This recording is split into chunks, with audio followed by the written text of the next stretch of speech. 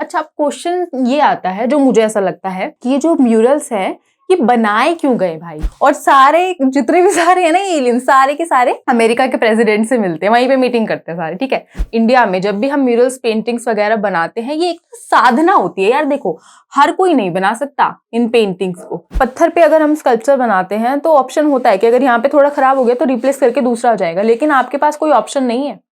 आपको अजंता में अगर आप काम कर रहे हो और आप स्कल्पचर बना रहे हो, आपके पास कोई ऑप्शन नहीं है, आपका एकदम एक्यूरेट होना चाहिए। मुझे तो ऐसा लगता है कि अजंता से हमको सीख लेनी चाहिए कि अपनी लाइफ में हम भी अगर एकाग्र हो जाए ना, तो इस तरह का मास्टरपीस शायद हम भी क्रिएट कर दें। अब इतने बड़े लेवल पे तो नहीं, मगर हाँ शायद छोटे लेवल पे। नमस्कार, रविवार विद किशोर कलाकार। तो स्वागत है आपका रविवार विद किशोर कलाकार के इस फर्स्ट एपिसोड में। तो जैसे कि आपने लास्ट संडे मेरी वीडियो देखी होगी, तो मैंने वहां पर उसमें बात की थी कि हम मतलब कि किसी भी टॉपिक पर कुछ अलग डायमेंशन से बात करेंगे। तो यार देखो, आज मतलब मैंने रैंडम ही ऐसे ही एक टॉपिक ले लिया है, अजंता। तो वही अजंता केव्स जो भी है, अजंता के जो म्यूरल ट्रेडिशंस हैं, ये सारी चीजें जो हैं, अजंता जो टॉपिक है हमारा, आज इसके ऊपर हम बात करेंगे, ठीक है। तो यहाँ पर अब हम ये इसके ऊपर बस ये बात नहीं करेंगे, मतलब आज इस वीडियो में ये बात बिल्कुल भी नहीं होने वाली है हमारे सेशन में कि अजंता की जो केव्स है, पहले कौन सी केव बनी थी, फिर दूसरे फेज में कौन सी केव्स बनी थी, राइट, किन्होंने उनका कंस्ट्रक्शन करवाया था, ठीक है। ये सारी चीजें नहीं हम पढ़ेंगे कि कौन सी केव में कौन सी पेंटिंग है, ये सारी चीजें हम डिस्कस नहीं करेंगे, क्योंकि यार ये सारी चीजें तो जब हम अपना सिलेबस कवर कर रहे होते हैं उन सब चीजों में मिल ही जाती है। हमारी स्कूल की टेक्स्ट बुक जो है और उसके अलावा जो कॉलेजेस की जो टेक्स्ट बुक है, उनमें ये सारी चीजें आराम से आपको मिल जाएंगी, ठीक है। लेकिन आज जो हम अजंता के ऊपर बात करेंगे, थोड़ा अलग वे में हम बात करेंगे, डिफरेंट डायमेंशन के बारे में बात करेंगे, एक डिफरेंट पर्सपेक्टिव से अजंता के बारे में जो है हम जानने की कोशिश करेंगे। कुछ फन फैक्ट्स भी इंक्लूड करेंगे एंड आई होप कि आपको अच्छे लगेंगे वो। और एक फ्रूटफुल कॉन्वर्सेशन में करना चाह रही थी अजंता के बारे में, तो चलिए शुरू करते हैं।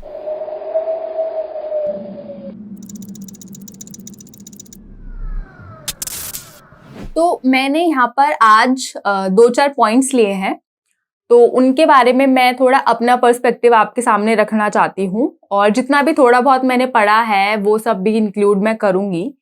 तो सबसे पहले जब मैं अपना एक्सपीरियंस आपके साथ बताती हूँ, जब मुझे अजंता के बारे में पता चला था और मैं अपने कॉलेज के ट्रिप पर गई भी थी अजंता में, तो आई वॉज टोटली मतलब मेस्मराइज्ड। मतलब इतने बड़े लेवल पे काम किया गया है अजंता में, 200 फीट से भी ऊंची हमको केव के जो स्ट्रक्चर है वो देखने को मिलते हैं।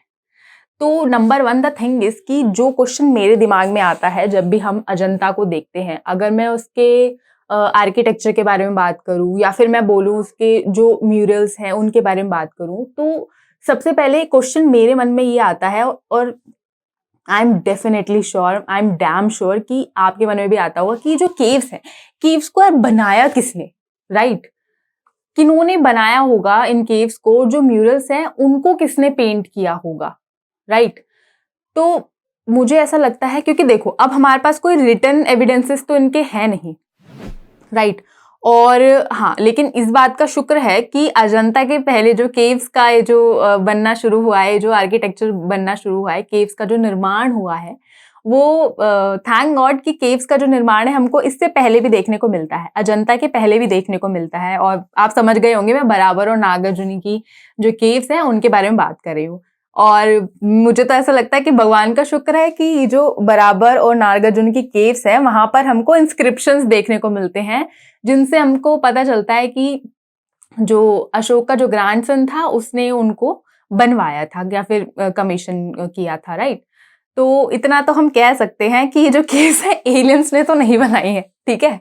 क्योंकि वाले मतलब चैनल वाले हर कोई, मतलब ये जो दूसरे प्लैनेट से जो लोग हैं आ जाते हैं, है ना? और मतलब यार ये सिर्फ बुद्धिस्ट केव्स ही नहीं बनाते, ये सिर्फ जैन केव्स ही नहीं बनाते, ये मतलब कि जो हिंदू टेम्पल्स है उनका भी कंस्ट्रक्शन करते हैं, ठीक है? और सारे जितने भी सारे है ना एलियन, सारे के सारे अमेरिका के प्रेसिडेंट से मिलते हैं, वहीं पे मीटिंग करते हैं सारे, ठीक है? तो यार थैंक गॉड कि हमको ये नहीं पता है कि जो अजंता, जो हमारी जो स्ट्रक्चर्स है, जो म्यूरल्स है, किसने बनाए, इनका नाम तो नहीं मिलता आर्टिस्ट का। हाँ, अनुमान हम लगा सकते हैं, लेकिन ये चीज भी है कि मैं तो ये मानती हूँ कि ये जो है मैन मेड केव्स ही हैं, राइट। तो अब चलो अनुमान की बात हम करते हैं, जैसे मैंने बोला। तो अनुमान लगाया जाता है कि जो अशोक है, अशोक ने कुछ बुद्धिस्ट मॉन्क को धर्म का प्रचार प्रसार करने के लिए यहाँ पर भेजा था, राइट। तो ये जो बुद्धिस्ट मॉन्क है यहाँ आते हैं महाराष्ट्र में, और ये केव का कंस्ट्रक्शन होता है बड़े लेवल पे। सोचने वाली बात ये है कि ठीक है, बुद्धिस्ट मॉन्क के लिए कंस्ट्रक्शन किया, लेकिन कैसे किया? चलो इस क्वेश्चन पे भी आएंगे, लेकिन एक बात मैं यहाँ पे ऐड करना चाहती हूँ, क्योंकि मेरी जो ऑडियंस है उसमें वेरिएशन है। तो जो स्टूडेंट्स है, अभी 12th पास है, अभी जो बीएफए वाले स्टूडेंट्स है, अगर वो भी देखेंगे वीडियो, अभी जो एडमिशन ले रहे हैं या ले लिया है या फिर अभी लेंगे इस साल, उनके लिए भी थोड़ा फ्रूटफुल हो जाएगा। तो बता देती हूँ कि ये जो केव्स है ना, केव्स इसलिए बनाई जाती थी, स्पेशली अगर मैं मॉन्क्स की बात करूँ, राइट। तो ये केव्स मॉन्क्स के लिए इसलिए बनाई जाती थी कि जो मॉन्क्स होते थे, मतलब पूरे साल ये जो है विलेज टू विलेज विजिट किया करते थे, इधर उधर घूमा करते थे और धर्म का प्रचार प्रसार किया करते थे। लेकिन मॉनसून एक ऐसा समय होता था कि ये जो केव्स बनाई जाती थी, बुद्धिस्ट जो मॉन्क होते थे, इन केव्स में आके रहा करते थे मॉनसून के टाइम पर, राइट। तो मॉनसून के टाइम पर यहाँ पर आके रहा करते थे, वही इनका यहाँ पर पूजा वूजा करते थे, वही इनका शेल्टर था बेसिकली। तो अब हम यहाँ पर आते हैं कि ठीक है, किसने बनाई, ये तो हमारा हो गया, लेकिन यार ये कैसे बनाई गई होंगी? मैं ये सोच के काफी ज्यादा हैरान रहती हूँ, क्योंकि यार इतने बड़े लेवल पे, इवन अगर मैं यहाँ पे रिलीफ पैनल्स की बात करूँ ना, तो ये नहीं है कि बस ऐसे ही बना दिया नाम के लिए।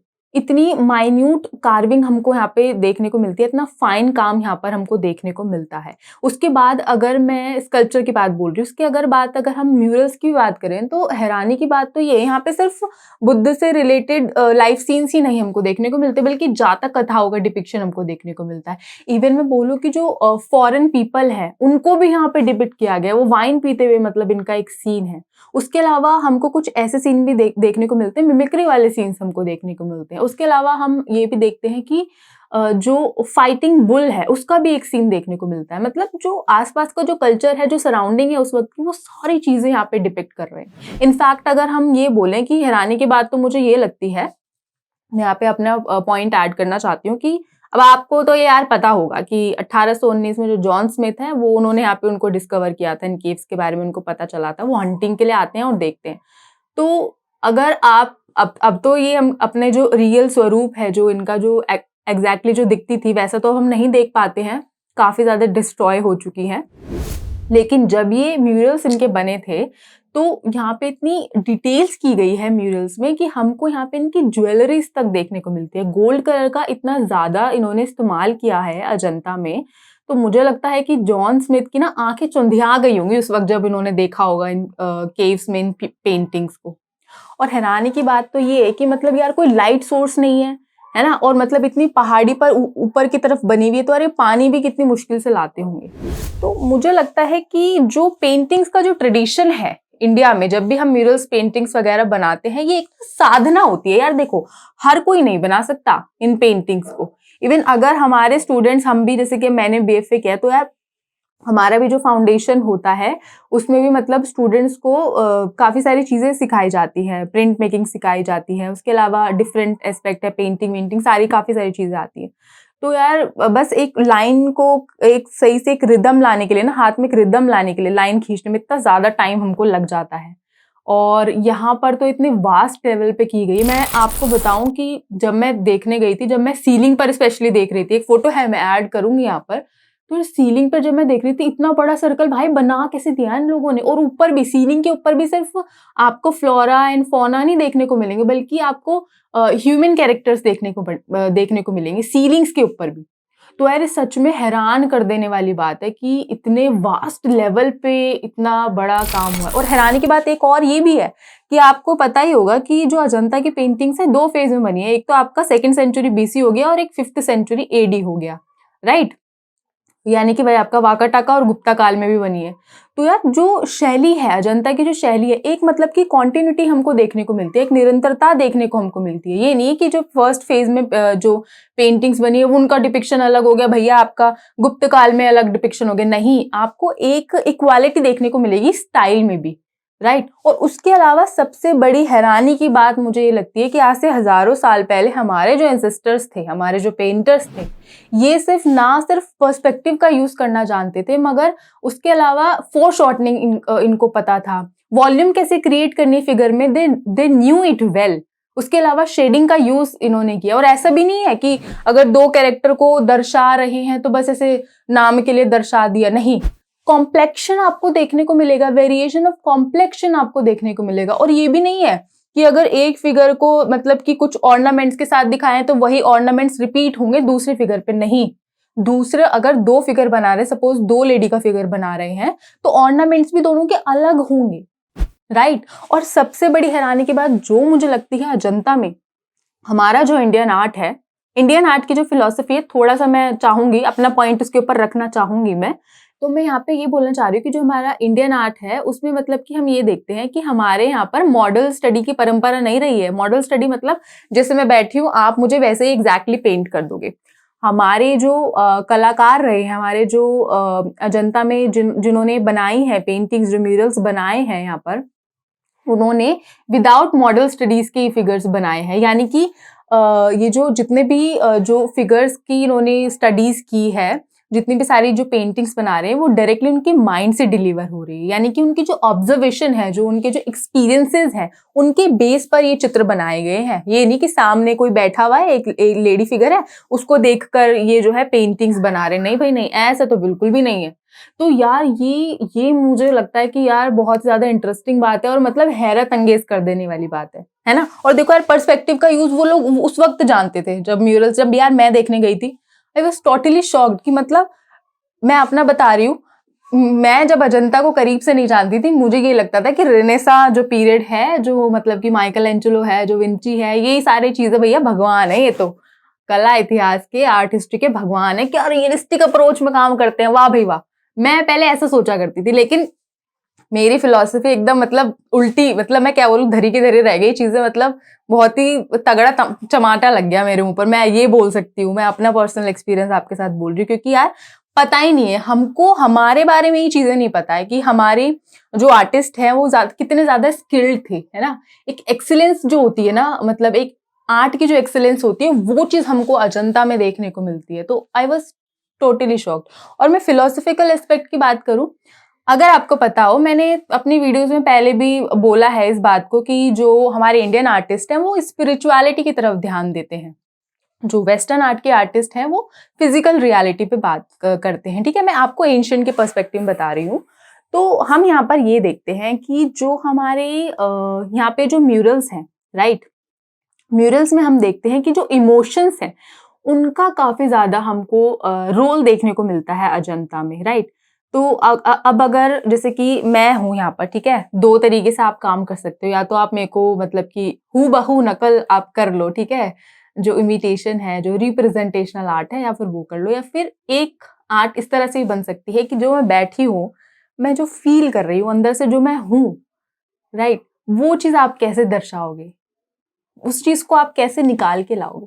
तो हम यहाँ पर देखते हैं कि अजंता में हमको चित्रसूत्र के अकॉर्डिंग हमको 5 तरह की जो आंखें हैं, उनका जो डिपिक्शन है ना, आप भावों को आंखों के थ्रू कैसे लेकर आओगे बाहर, राइट, उस चीज को आप कैसे निकालोगे, वो चीज हमको अजंता में देखने को मिलती है। फॉर एग्जाम्पल, हमको देखने को मिलती है छापाकार आंखें।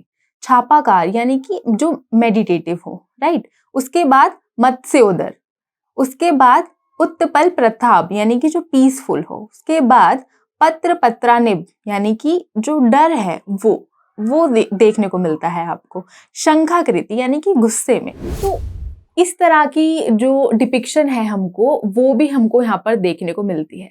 उसके अलावा मुझे ऐसा लगता है कि जो अजंता है, अजंता में जो आर्टिस्ट हमारे रहे होंगे वो कौन है, कोई नहीं जानता, लेकिन अनुमान ऐसा लगाते हैं जितने भी हमारे आर्ट हिस्टोरियंस हैं, रिसर्चर्स हैं, उनका मानना ये है कि जो जिन्होंने ये पेंटिंग्स बनाई हैं, जो म्यूरल्स जो बनाए हैं, ये जरूर बुद्धिस्ट मॉन्क ही रहे होंगे, क्योंकि बुद्धिस्ट मॉन्क के केस में रहते थे यहाँ पर, और वो मेडिटेशन किया करते थे और उसके अलावा ये म्यूरल्स वगैरह बनाते थे।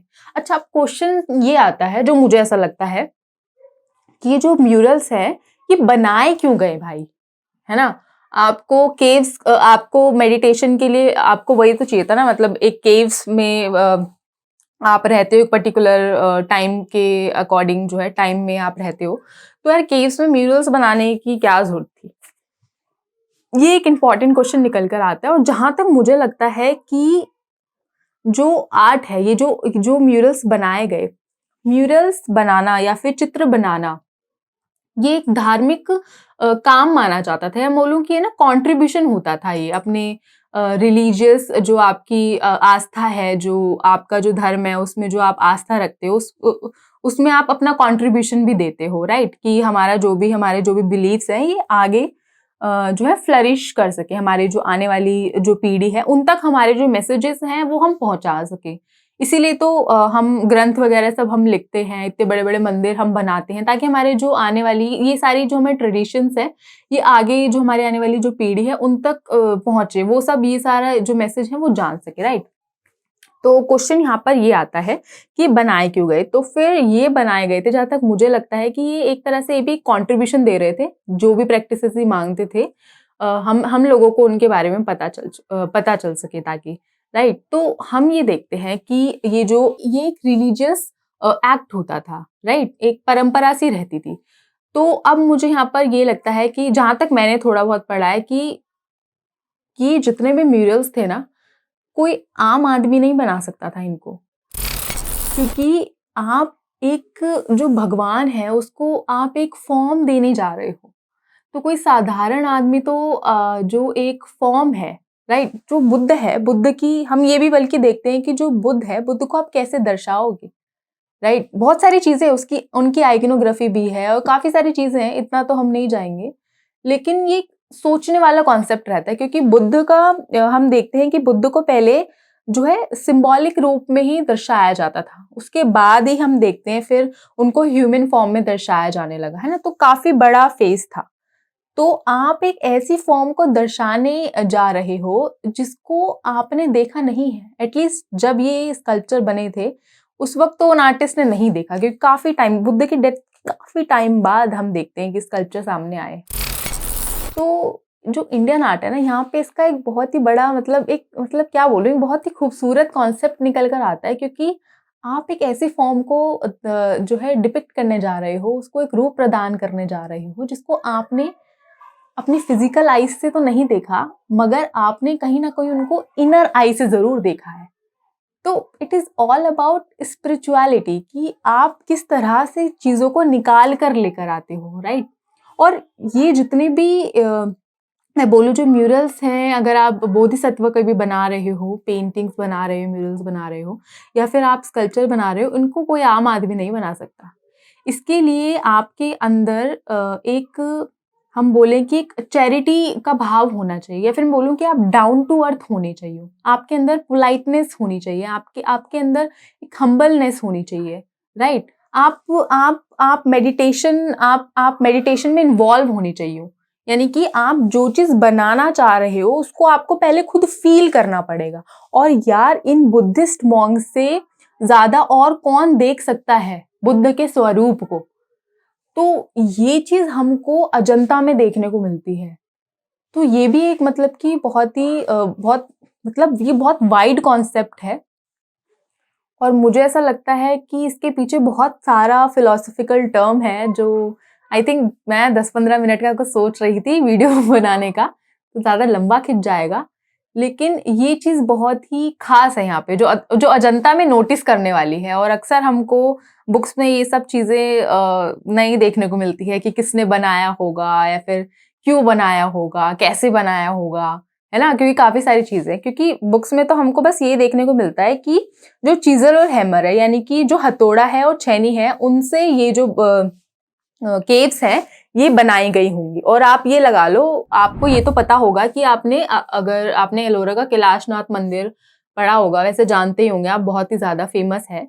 उसको ऊपर से लेकर नीचे, पहले उसका कंस्ट्रक्शन ऊपर से किया गया, यानी कि टॉप टू बॉटम उसको कार्व किया गया है। सेम जो पैटर्न फॉलो होता हुआ हमको यहाँ पे नजर आता है अजंता में। अजंता में भी पहले ऊपर जो गवाक्ष है वो बनाए गए, उसके बाद फिर हम देखते हैं पिलर्स का कंस्ट्रक्शन किया गया, फिर हम देखते हैं गेट का कंस्ट्रक्शन किया गया, राइट। फिर उसके अंदर जो भी है उन्होंने स्तूप वगैरह बनाया, इस तरह से वहां पे अजंता में कंस्ट्रक्शन हुआ है। तो मतलब इतने वास्ट लेवल पे कंस्ट्रक्शन हुआ है। और सोचने वाली बात ये है कि जब आप कोई कंस्ट्रक्शन कर रहे हो ना, कोई अगर केव बना रहे हो या कोई पिलर बना रहे हो उसमें, या फिर कोई मूर्ति बना रहे हो, कार्व कर रहे हो, तो उसमें ना 1 इंच की भी गड़बड़ नहीं होनी चाहिए, वरना आपके पास ऑप्शन नहीं है ना। एक पत्थर पे अगर हम स्कल्पचर बनाते हैं तो ऑप्शन होता है कि अगर यहाँ पे थोड़ा खराब हो गया तो रिप्लेस करके दूसरा हो जाएगा, लेकिन आपके पास कोई ऑप्शन नहीं है। आपको अजंता में अगर आप काम कर रहे हो और आप स्कल्पचर बना रहे हो, आपके पास कोई ऑप्शन नहीं है, आपका एकदम एक्यूरेट होना चाहिए। तो मुझे लगता है कि यार पहली बात तो ये कि इन मॉन्क्स ने बनाया था तो चले कहाँ गए। और यहाँ पे इतना फाइन काम देखकर मुझे ये लगता है कि जरूर ना इंडिया में ये एक ट्रेडिशन रहा करता होगा, कि जरूर बड़े बड़े ना स्कूल्स चलाए जाते होंगे जहां पर इन सब को ट्रेनिंग दी जाती होगी, क्योंकि एक धार्मिक काम था। तो धार्मिक काम को करने के लिए ऑब्वियस सी बात है आप स्पिरिचुअली तो अवेकन्ड हो ही, है ना, आप आध्यात्मिक तौर पर तो आप जागरूक हो ही, उसके अलावा आपके अंदर स्किल्स भी है ना, आप पैशनेट हो किसी काम को करने के लिए। और इतने बड़े लेवल पे काम हुआ है, यानी कि आप देख रहे हो उनका कितना तगड़ा कंसंट्रेशन रहा होगा। मुझे तो ऐसा लगता है कि अजंता से हमको सीख लेनी चाहिए कि अपनी लाइफ में हम भी अगर एकाग्र हो जाए ना, तो इस तरह का मास्टरपीस शायद हम भी क्रिएट कर दें। अब इतने बड़े लेवल पे तो नहीं, मगर हाँ शायद छोटे लेवल पे, क्योंकि हजारों साल की कहानी है और शायद आधे घंटे में तो हमको समझ आएंगी ही नहीं।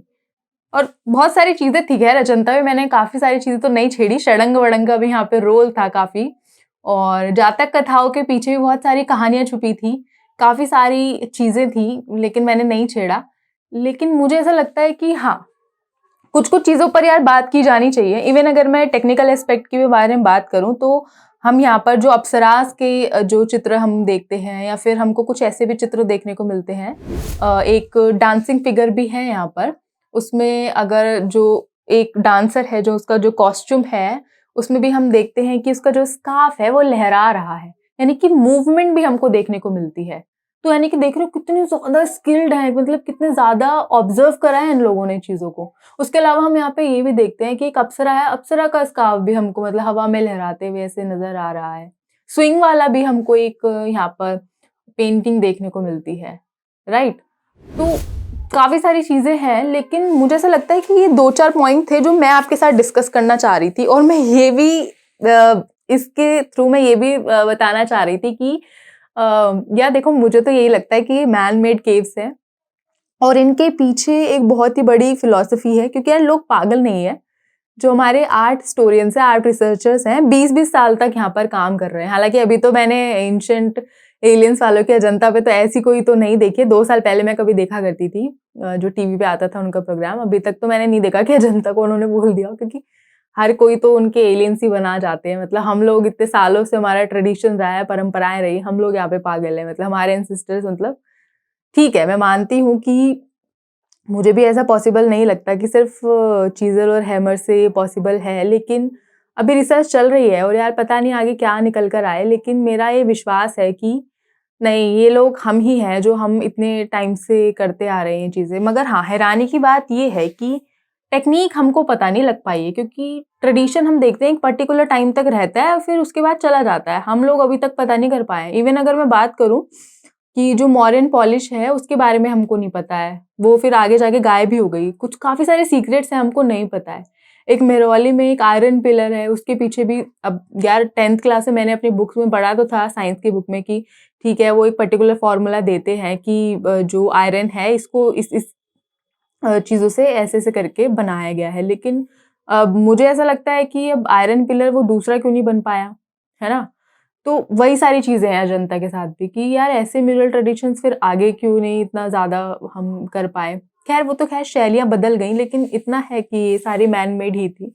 और एक टाइम ऐसा था कि हम लोग इतने, हमारा जो कल्चर है वो इतना वाइड था, हम लोग इतने समृद्ध थे हर चीज को लेकर, जो हम आज नहीं है। काफी सारी चीजें हम लैक करते हैं और खैर इसके एविडेंसेस मिलते हैं हमको, इसलिए मैं बोल भी रही हूँ। विष्णु धर्मोत्तर पुराण है, चित्रसूत्र है विष्णु धर्मोत्तर पुराण का, और भी काफी सारे पुराण है, शिल्प शास्त्र है, काफी सारी चीजें हैं जिनमें हमको टेक्निक्स यार एटलीस्ट मानसोल्लास है वहां पे एटलीस्ट हमको टेक्निक्स तो देखने को मिलती है ना, कि उसमें पूरा प्रॉपर बताया हुआ है कि जो पेंटिंग है उसका सरफेस कैसे तैयार करना है, पेंटिंग्स में किस तरह से इमोशंस का क्रिएशन हमको करना है, राइट। क्योंकि इंडियन आर्ट यार सजेस्टिव है, उसमें डायरेक्टली कुछ भी नहीं बोला जाता इंडियन आर्ट में। तो ये जो सारे जो पहलू हैं उनको हमको समझना पड़ेगा।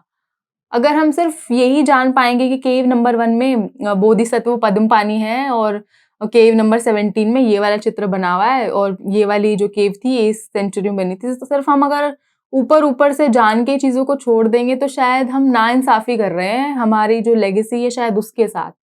हम लोग जब तक अपनी रूट्स को पहचानेंगे नहीं, अपने आप को नहीं समझ पाएंगे, तो शायद हम कुछ बड़ा ना कर पाए आगे जाकर। तो मुझे लगता है कि इन सब चीज़ों पे भी बात होनी चाहिए और कुछ ऐसा हेल्दी डिस्कशन होना चाहिए। आप इस बारे में क्या सोचते हो मुझे कमेंट सेक्शन में बताना। I would love to listen your point of views और मुझे काफ़ी अच्छा लगेगा। थोड़ा यार एक कम्युनिकेशन गैप हमारे बीच में थोड़ा ख़त्म हो, एक डायलॉग स्टैब्लिश हो, थोड़ा थॉटफुल बातें हो, फ्रूटफुल कुछ निकल कर आए। ये सब चीज़ें मैं चाह रही थी संडे जो हमारा रविवार विद किशोर का लगा रहा है, संडे टू संडे हम ऐसी कुछ चीज़ें जो है चीज़ों पर बात करें। और शायद अभी मैंने काफ़ी कुछ पॉइंट्स मिस भी कर दिए होंगे, मैं काफ़ी कुछ मतलब 2-4 पॉइंट मैंने सोचा खैर डिस्कस कर लूँ, पर अब ठीक है, अब मुझे पता नहीं है, अभी मैं बस शुरुआत कर रही हूँ, मैंने इतना ज़्यादा भी नहीं बोला है खैर फिलहाल तो। लेकिन आप बताना कि यार आप इन सब चीज़ों के बारे में क्या सोचते हो, या फिर अगर कोई और आपके रेफरेंसेस हो वो भी मेरे साथ आप शेयर कर सकते हो, मैं उनको भी देखना चाहूँगी और मतलब इस पे थोड़ी-सी हमारी और आगे डिस्कवरी निकले। क्योंकि मैं नहीं चाहती कि जो हमारे एंसेस्टर्स हैं उनका क्रेडिट यार कोई भी ऐसे बाहर से लोग आएँ और वो ले जाएँ, राइट? तो वही सब चीज़ें हैं। पता नहीं कि वो लोग कहाँ चले गए या कैसे सब चीज़ें चली गई, क्योंकि अगर मैं यहाँ पे लास्ट बात कहकर ख़त्म करना चाहती हूँ। मैं अभी कुछ टाइम पहले मैकॉले का एक रिपोर्ट का वो देख रही थी, वीडियो देख रही थी। तो उसमें मुझे पता चला कि आप ये लगा लो 1835 के करीब उसने हमारा जो एजुकेशनल सिस्टम है उसके ऊपर एक रिसर्च तैयार किया था। उसमें वो मेंशन करता है कि जो भारत है, भारत के लगभग हर गाँव में यूनिवर्सिटी होती थी। इनफैक्ट इतना भी डीप क्यों जाएँ, आपको पता ही है नालंदा यूनिवर्सिटी आपने सुना होगा, अमरावती यूनिवर्सिटी थी, तक्षशिला यूनिवर्सिटी थी। तो हमारे यहाँ पर गुरुकुल की परंपरा थी और हमारे यहाँ पर जितने भी ये साइंस के सब्जेक्ट्स हैं, बॉटनी है, काफ़ी सारी चीज़ें हैं, वो सब हमको यहाँ पर सिखाई जाती थी, ठीक है? तो हम लोग काफ़ी ज़्यादा उन्नत थे, हम लोग काफ़ी ज़्यादा स्किल्स के मामले में बहुत ज़्यादा आगे थे, तो हमको काफ़ी सारी चीज़ें पता थी। ये तो लेकिन फिर जब ब्रिटिशर्स आ गए तो सब तहस-नहस हो गया ना हमारा गुरुकुल परंपरा और ये सब चीज़ें, ये सारा फिर एजुकेशनल सिस्टम सब खत्म हो गया हमारे यहाँ पर। और अब हम क्या पढ़ते हैं, मुझे ऐसा लगता है कि अभी तो हम बहुत ही कम सारी चीज़ें जानते हैं यार, हमको कुछ नहीं पता है। पहले हम बहुत ज़्यादा रिच थे हर चीज़ में, पहले हम ज़्यादा जानते थे चीज़ों को। तो मुझे लगता है कि जो अजंता वाला टाइम है, ये जितने भी हमारे जो पेंटर्स रहे होंगे, जितने भी हमारे कारीगर थे, जितने भी मॉन्क्स थे, इन लोगों का ना बहुत तगड़े लेवल पे स्कूल चला करता होगा और ये बहुत ज़्यादा स्किल्ड आर्टिस्ट थे, जब भी इन्होंने इतना फाइन काम यहाँ पर करके छोड़ा है, ठीक है? तो अगर उसके बारे में हमको और ज़्यादा पता चल जाए ना कि उस टाइम की एजुकेशनल स्ट्रक्चर क्या था, उस टाइम किस तरह से जो सोसाइटी है उसमें कैसे काम होता था एक वास्ट लेवल पे, वो चीज़ अगर हमको पता चल जाए ना तो शायद काफ़ी सारे क्वेश्चंस ना हमारे सॉल्व हो जाए यहाँ पे। और शायद जो क्रेडिट हम देते हैं ना, एलोरा वाला भी, मैं अपना बस पर्सनल एक्सपीरियंस आपसे शेयर कर रही हूँ, जो एलोरा में भी जो हम क्रेडिट दे देते हैं ना दूसरे ग्रहों के परग्रही बोलते हैं शायद से, दूसरे ग्रहों के लोगों को, जो शायद जिनको मेरे फ्रेंड्स ने, मेरी फैमिली ने, शायद आपने भी ना देखा हो, उनको जो है वो क्रेडिट दे देते हैं।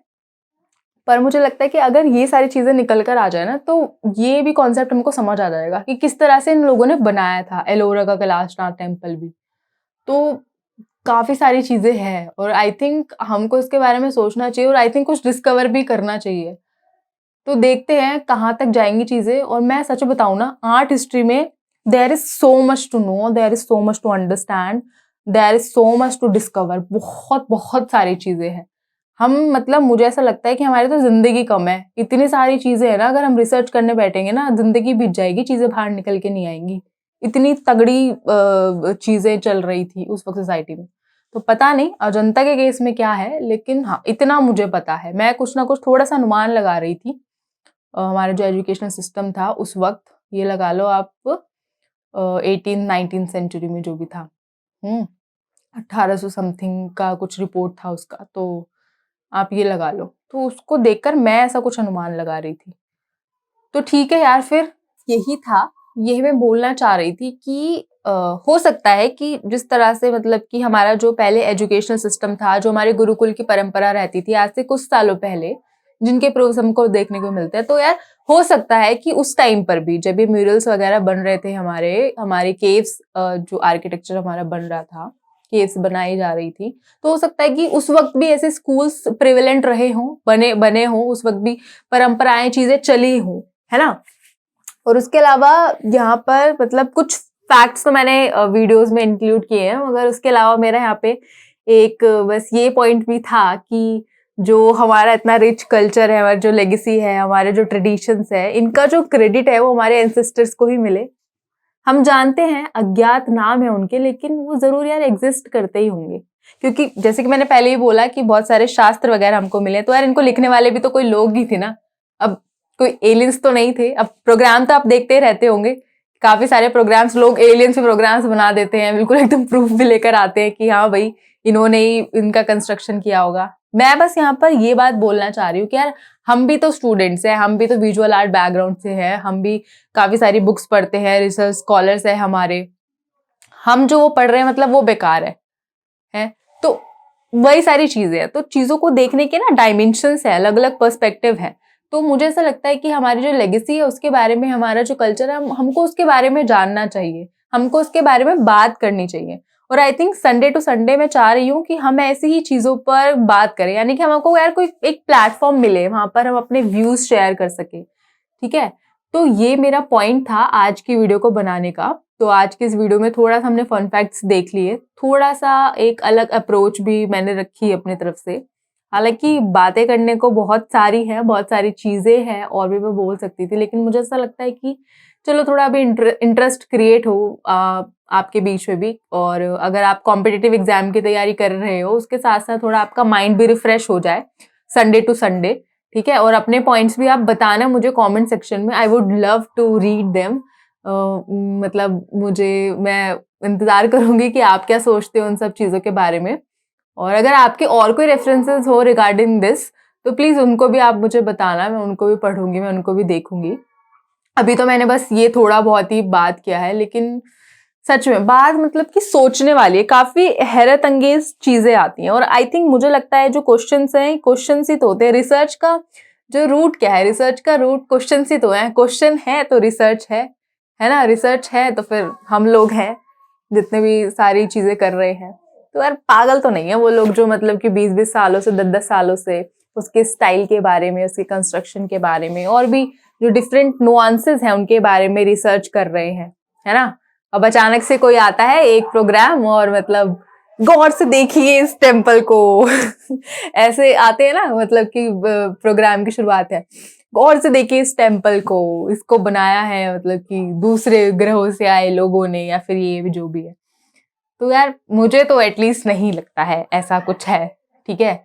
बस लोगों को जानते नहीं है हम, हमारे जो एंसेस्टर्स हैं उनके बारे में हमको पता नहीं है। अभी रिसर्च काफी बाकी है चीजों के बारे में, लेकिन हाँ कुछ तो रहा होगा। तो ठीक है यार, ये मतलब कि कुछ क्वेश्चंस थे जो मुझे ऐसा लगता है कि चीजें सामने आनी चाहिए, उनके ऊपर हमको बातें करनी चाहिए।